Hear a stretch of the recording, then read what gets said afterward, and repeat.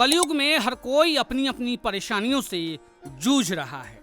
चारों तरफ अलग अलग कारणों से इतनी अशांति फैली हुई है कि इन सभी घटनाओं को देखकर मन बहुत अशांत हो जाता है।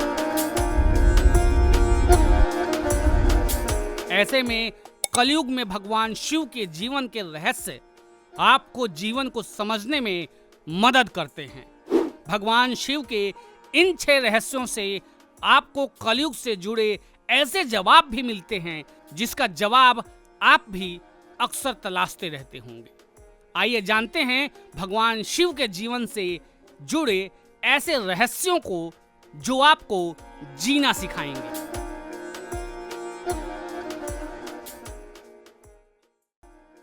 कौन सम्मान के प्रथम हकदार हैं? भगवान शिव के भक्तों में हर जीव शामिल है। मनुष्य, जीव जंतु, असुर, दानव, प्रेत, आत्मा भगवान शिव के भक्त हैं। लेकिन भगवान शिव के लिए सभी भक्त समान हैं। प्राकृतिक तरीकों से कैलाश पर्वत पर रहने वाले नंदी महाराज भी भगवान शिव के भक्त हैं और सोने की लंका का राजा यानी लंकापति रावण भी भगवान शिव का भक्त है।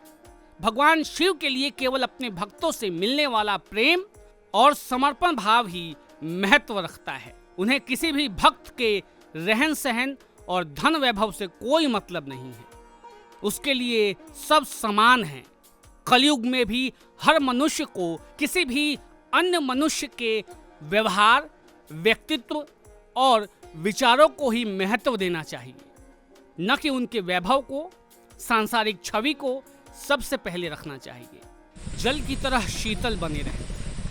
भगवान शिव को भोलेनाथ इसलिए भी कहा जाता है क्योंकि भगवान शिव सांसारिक बातों से कहीं ऊपर हैं।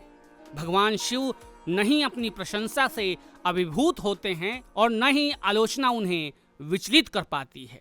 भगवान शिव का स्वभाव जल की तरह शीतल यानी धैर्यशील है। वे मौन रहकर अपनी जिम्मेदारियों का निर्वहन करते हैं। कलयुग में भी हमें यही सीख मिलती है कि हमें प्रशंसा और आलोचना से ऊपर उठकर अपनी जिम्मेदारियों का निर्वाह करना चाहिए। भगवान शिव ने न जाने कितने ही राजा महाराजाओं को धन भंडारों से भरा है। भगवान शिव हर जीव की मनोकामना पूरी करते हैं। भगवान शिव ने न जाने कितने ही राजा महाराजाओं के धन भंडारों को भरा है।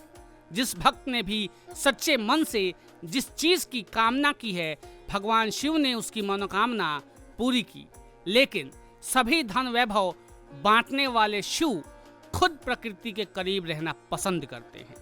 प्राकृतिक तरीकों से रहने वाले भगवान शिव का प्रकृति से जुड़ाव ही उन्हें महादेव बनाता है। भगवान शिव हर देवता, मनुष्य, जीव, असुर, दानव सभी के देव हैं। तभी तो भगवान शिव देवों के देव महादेव हैं। भगवान शिव ने भी किसी मनुष्य की तरह ही दुखों का अनुभव किया है। जब भगवान शिव की पत्नी देवी सती ने हवन कुंड में कूदकर आत्मदाह किया था तो भगवान शिव सती के वियोग में तीनों लोक में भटक रहे थे। उस समय अपार दुख में डूबे भगवान शिव संसार के प्रति अपनी जिम्मेदारियों को भूलकर अपनी जीवन संगिनी को खोने की पीड़ा से गुजर रहे थे। लेकिन समय के साथ शिव ने अपनी पीड़ा से ऊपर उठकर संसार से फिर से जुड़ाव किया और अपनी जिम्मेदारियों को निभाया। पीड़ा ने शिव को और मजबूत बनाया। कलयुग में भी हम भगवान शिव से ये सीख सकते हैं कि जब भगवान शिव पीड़ाओं को झेल कर आगे बढ़ सकते हैं तो फिर हम क्यों नहीं? भगवान ने प्रेम, दया, करुणा और भक्ति जैसी भावनाओं को सबसे अनुपम माना है। जब भी कोई भक्त या मनुष्य इन भावनाओं से भरकर भगवान शिव को स्मरण करता है तो भगवान शिव उसकी सहायता करने के लिए अवश्य आते हैं।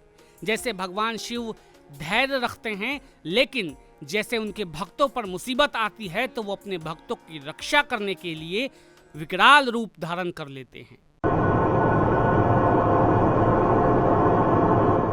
कलयुग में भी आप भगवान शिव से सीख सकते हैं कि जो भी लोग, जीव आपके लिए महत्व रखते हैं या जिनसे आप प्यार करते हैं, उनकी रक्षा के लिए कभी कभी आपको क्रोध का मार्ग भी चुनना पड़ता है।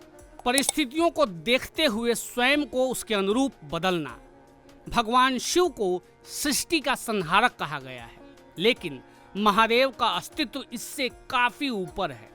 महादेव के जीवन का एक रहस्य ये भी है कि हमें परिस्थितियों के अनुरूप खुद को ढालना चाहिए।